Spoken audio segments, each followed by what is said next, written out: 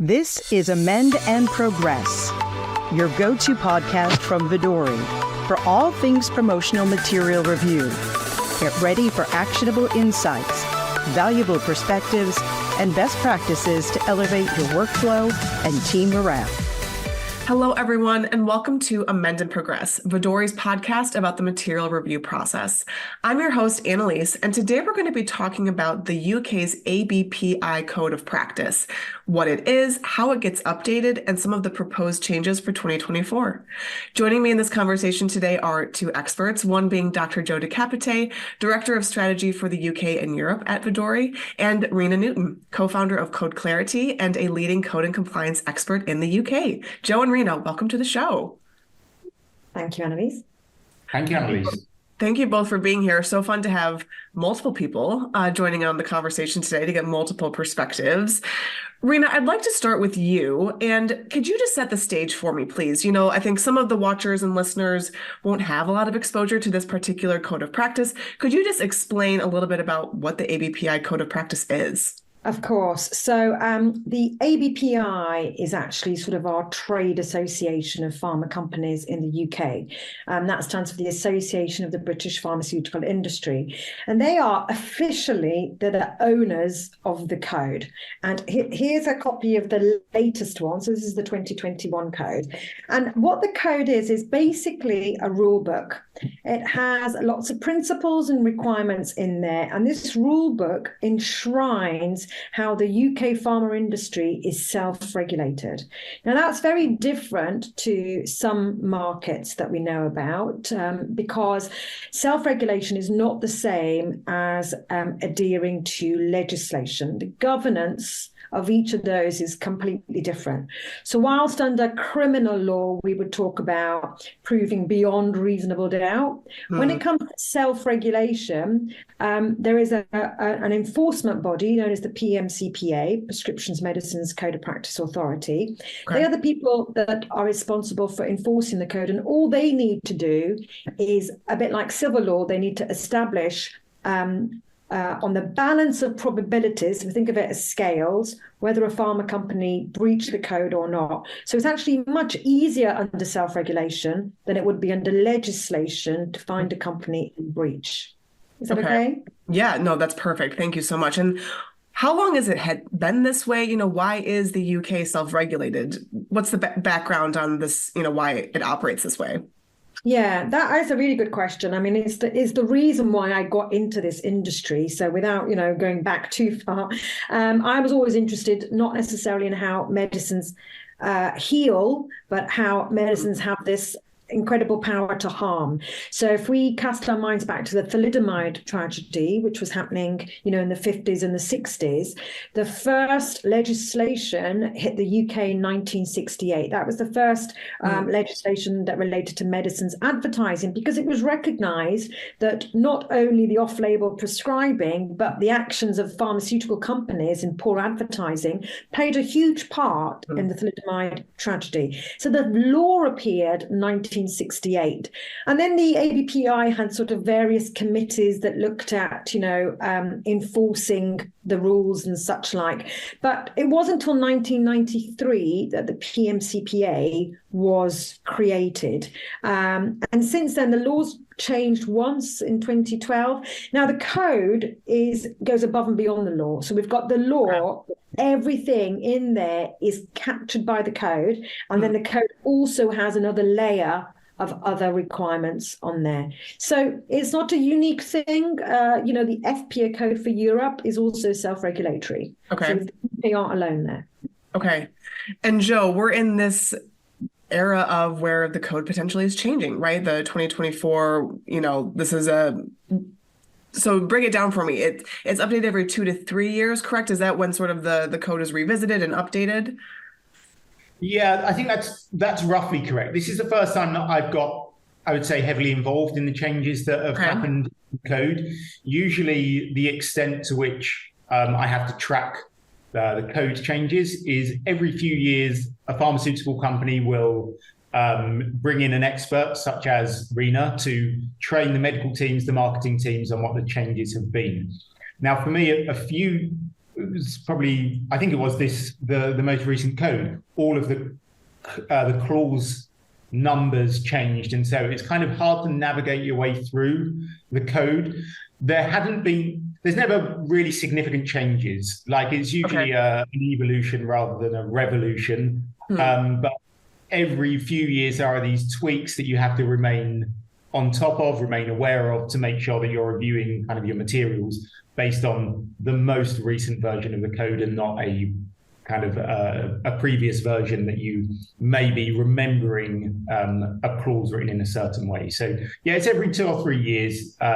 It's a refresher that you have to go through. Sure. And what's the process for the changes? Like, high level overview. How does the code go about getting updated? Which parties are involved? What's the process look like?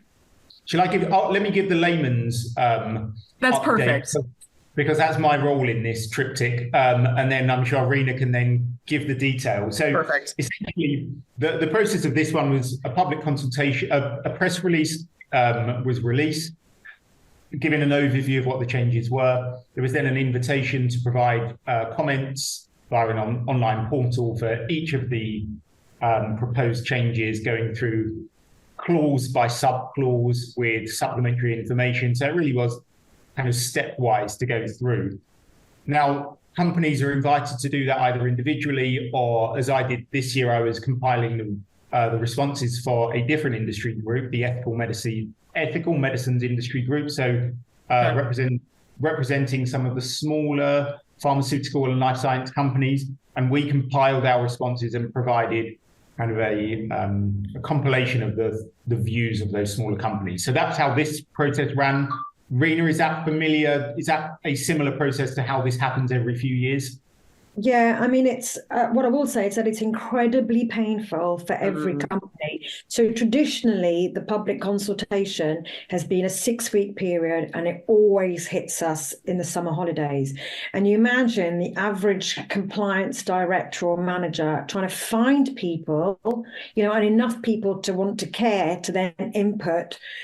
This time round, I know have very big pharma companies having work streams who've gathered, they've kind of categorized each of the changes. I know what we have done is that we've organized a roundtable of 15 companies, and we've kind of provided comments and insight there. And it's been easier to share and discuss because really we're not talking about looking at the change and saying whether it makes sense. We're thinking 2-3 years down the line, have we implemented this well enough to have made a significant improvement to compliance? That's really interesting. That's what's interesting, yeah. And what happens if there are contradictory comments, or what happens when folks don't agree? What does that look like? Everyone always agrees. This is compliance. This is medical working with marketing. What do you mean people not agreeing? Good point. Yeah, I'm sure. I can talk about the small committees that I've worked in. Generally, the experience that I went through was that we were able to find a consolidated view on what we wanted to put forward as the EME group. There was small changes that one company may have compared to another company. Now, every company is still able to provide a consolidated response based on their own company. You could even do it for yourself individually. Honestly, I will be interested to see what happens down once it goes into the system and how they make those decisions about what goes forward. And I'm sure, Rina, you probably see those conversations where those conflicting opinions then have to be kind of boiled down to a singular decision from the ABPI. Well, I mean, I've always been quite vocal about the lack of transparency. And in fact, over the years, it seems to be more shrouded rather than less shrouded. So this is the seventh consultation I've been involved with. And early on in my career, it used to be that they would get representatives from pharmaceutical companies. And I was compliance leader at AstraZeneca at the time. And then they would share with us all the company's comments, and we would sit and deliberate and discuss and agree and that kind of thing. So to your point around conflicts, I'll give you a really good example. In 2013, after 3 years of campaigning, medical doctors were allowed to be medical signatories, the approvers in the UK, but pharmacists weren't. They were allowed to do a very tiny little bit, but it had to be under a medic supervision. So it took me 3 years to petition, because by then I'd learned the process. I'd learned if your comments weighted and enough of you were saying it, then it will get pushed up the pile. So I got in the region of around 25 companies to sign this petition saying, yes, we agree. And that's why we play the game that we play now, which is 25 companies wanted the change happened. So it isn't enough for me alone, which is why we say, right, what you're doing with EMIG, great, because you're getting lots of companies to say the same thing if they're in agreement. Yes, one or two will disagree, but I think everyone needs to be very aware that if you're an outlier, you're going to be ignored. There's a bit of a strategy involved. Absolutely. Yeah.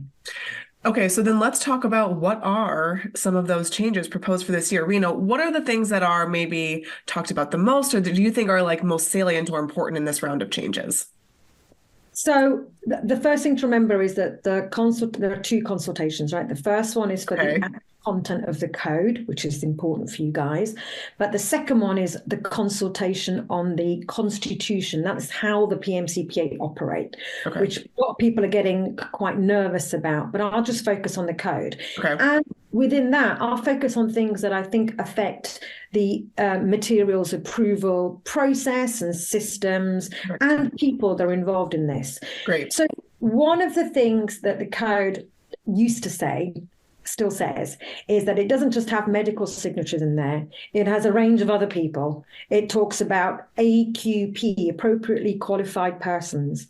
It talks about AQP signatories. This is so problematic that we find that even the largest companies go, that's too difficult. Let's just give it all to a signatory. Now, the compliance risk, if you give an important person in your organization too much to do, that important person who's accountable for compliance is going to miss, they're going to drop a ball, aren't they? And that's where compliance risk is introduced. So this time round, the PMCPA are proposing that there are no more AQP signatories. They've taken them out of the equation. There'll still be signatories and there will still be AQPs, but none of these other people. We've gone one step further and said, why not get rid of all of these stupid terms and just call them medical and non-medical signatories? And non-medical signatories would encompass your scientists, your PhDs, your market research, your comms teams, your brand managers in marketing, anyone can be non-medical. Okay. Yeah. So streamlining a bit, is that sort of like a good way to, I guess a layman's term of an overview of that is just streamlining the signatory process. You're eliminating some roles, simplifying down the roles that are required for that sign off. Absolutely. And I think, Joe and I have talked about this in terms of Joe's background. And when we first met, he's a good example of someone at the time when you were in pharma would have made an excellent non-medical signatory. They're still trained to the same level. They're still accountable. But really, this is all about, we have experience and implementation and we understand where the risk is. This isn't just this sounds nice. This is done in a methodological way to improve compliance. Yeah, it's not going to be as simple as that though, because even with the different types of signatories that we're now going to have, medical signatories, non-medical signatories, there are still different jobs that can be approved by the different members, those different signatory types. So I guess you would probably like to think that there's the divide of maybe the materials that have a closer impact on treatment and patient-facing decisions would be the types of materials that are reviewed by the medical signatory, and then the types of materials where you're slightly one step removed from that, maybe, I'm trying to think, advisory boards, something where it's less about treatment decisions, but more about kind of companies doing other activities slightly peripheral to that. That's where the non-medical signatory can do it. Now, that divide that I've probably given, it's a rough rule of thumb, but having those different signatory types still is going to be a bit complex for companies to know, and making sure that they get it right, that this type of job is going to be approved by the right type of signatory. It's never going to be too simple because this is compliance. Great point. Yeah. I do like that, though, that maybe there's an easier way of saying promotion, certified signatories, non-promotion, not certified, non-medical signatories. But currently the code, has things in there like we're allowed in the UK, we're allowed a pen. And a pen can only have the company name, not the product name on there under self-regulation. But that pen has to be certified by a medical signatory. So when we have nonsense like that, your beautiful rule then collapses a little bit. So that's the issue. Mm-hmm. Okay, what's one other proposed change that people are looking at or is maybe more interesting this year? Talk me through one more. Yeah, I think the other thing that maybe sticking on the people theme is that the code is now talking about these signatories that we've mentioned, the medical signatories, requiring not just training, but validation. So, of course, people are now going, validation? To what standard? Who will be responsible for validating? Where do I record or document that that's happened, and how often do I have to do it? So they've thrown it out there, but of course, how it will be done will be up to individual companies. So this will be a very interesting new thing. And do you think it's as simple as, because for the first time, we have this non-medical signatory who can take on and certify materials purely in their own right, without the need of the medical signatory to also countersign or co-sign. Do you think that introduction of the concept of validation is just to make sure that the high standards are maintained, even for kind of people who haven't previously been patient-facing and patient-treating? I genuinely don't know why they've put it in. I know that about 12 months ago, I spoke to the ABPI about introducing a signatory exam. And they said that they weren't interested in implementing that. But I did go through all the pros and cons of all the issues, not all the issues, most of the issues can be alleviated in the UK if the signatories were acting consistently at a high standard. And wouldn't it be a good idea if we validated them to a consistently high standard? So I don't know where that's come from, but that was a conversation I had a while ago.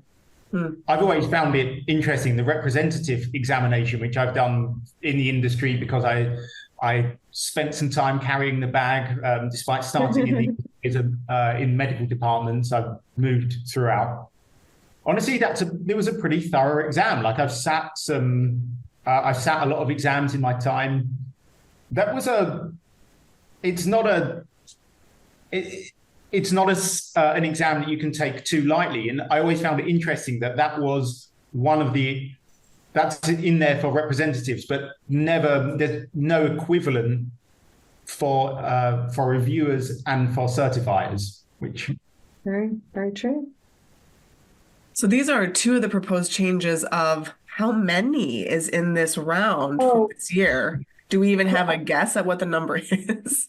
I didn't have a guess at how many there are. When we talk later about the submission of the comments and stuff, they've modernized it in a form, but it's quite difficult to do.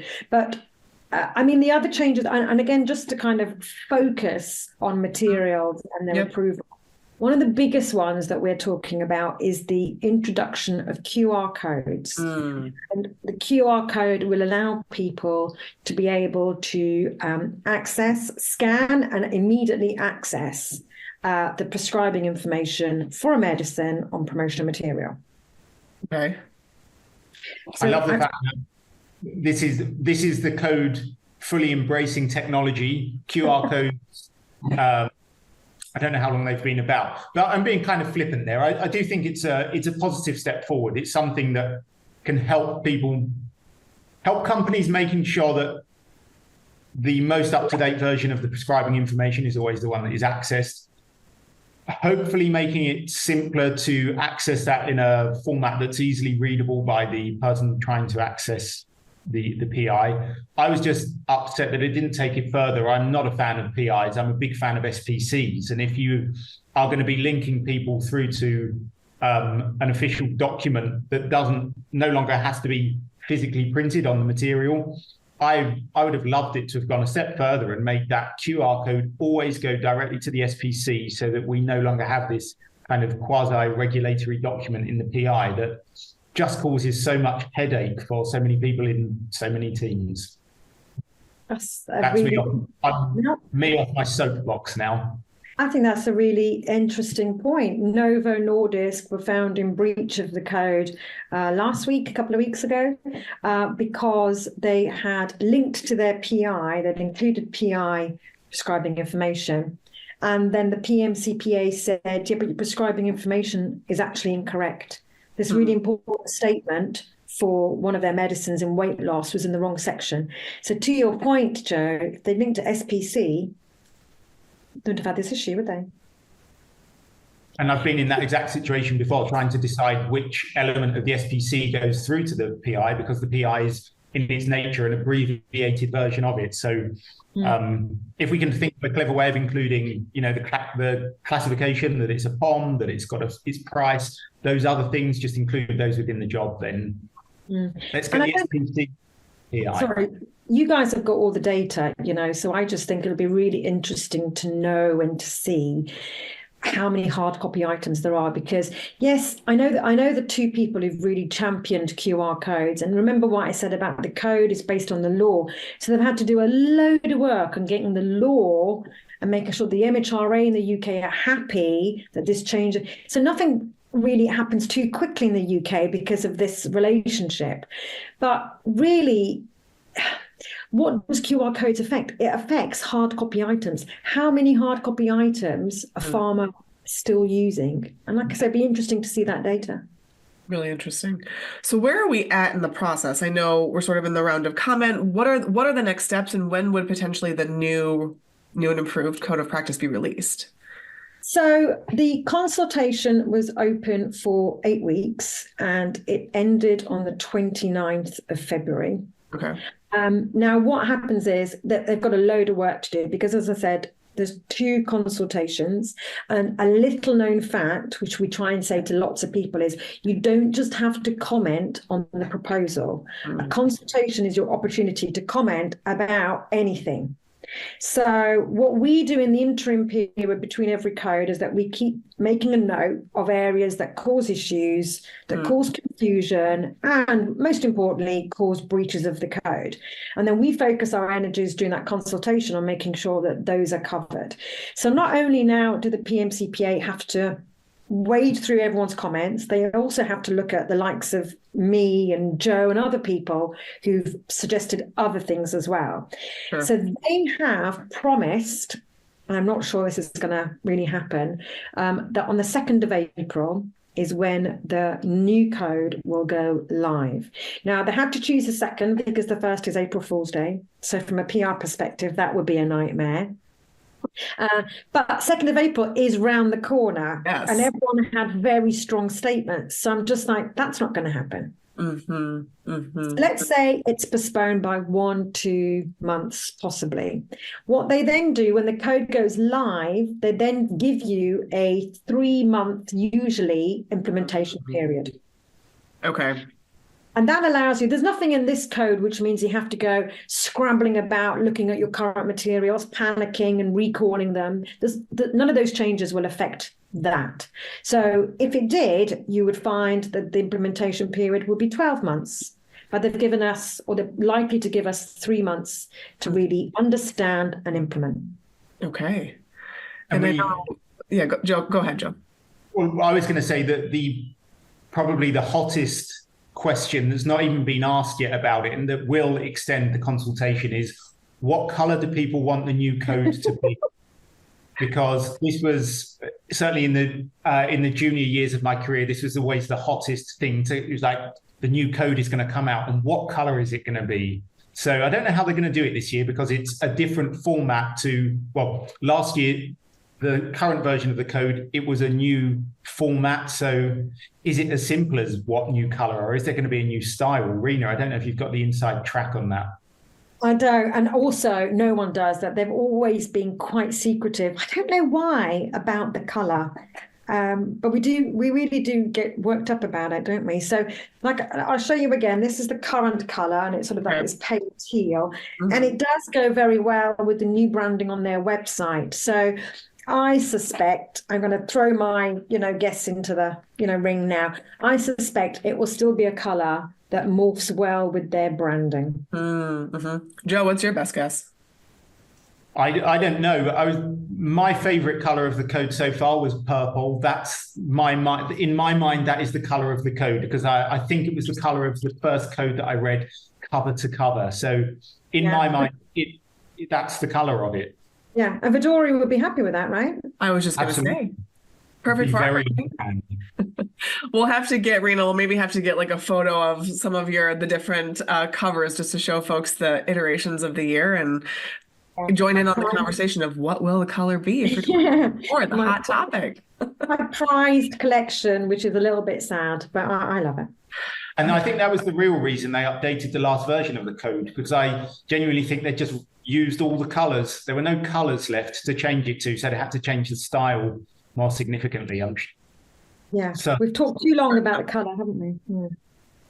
I honestly think it's a perfect way to end the conversation, and on a light touch. Rina, Joe, thank you so much for joining. I think we could go on forever, so potentially there's a follow-on to this depending on how the process continues to go, but thank you so much for joining in on the conversation today. Thank you, Annalise, for having me. Absolutely. Thanks, Annalise. Thank you, Rina. And everyone, please, the conversation doesn't start here. Please be following Vodori on LinkedIn for updates on new episodes. Ask questions about the content. We would love to hear from you and your feedback on today's episode. You can subscribe to Amend and Progress on YouTube, Apple, Spotify, or wherever you get your podcasts. Until next time, I'm Annalise, signing off from Amend and Progress. Have a fantastic day.